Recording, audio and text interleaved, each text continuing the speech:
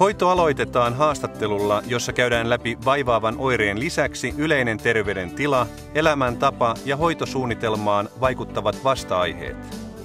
Seuraavaksi kiropraktikko tutkii potilaan ryhdin ja lihastasapainon.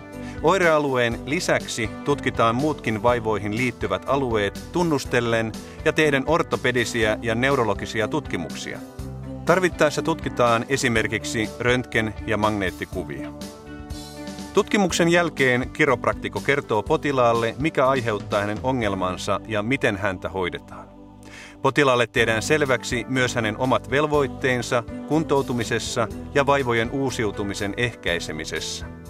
Tarvittaessa kiropraktikko ohjaa potilaan jatkotutkimukseen, konsultaatioon tai sopivampaan hoitoon. Hoitomäärä vaihtelee riippuen potilaasta, hänen vaivastaan ja tavoitteestaan.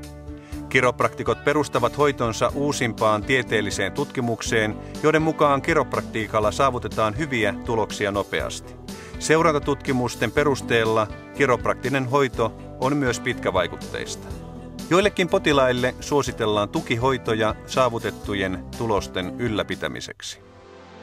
Vaikka kiropraktikko epäilemättä saakin koulutuksessaan monipuolisemmat manipulaatiotaidot kuin mikään muu ammattikunta, kiropraktikko ei suinkaan vain manipuloi.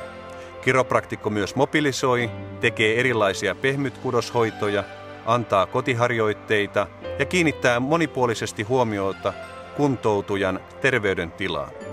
Viime vuosina monissa maissa viralliseen selkäkipujen hoitosuosituksiin on liitetty manipulaatio ja varhainen aktiivinen liikkuminen.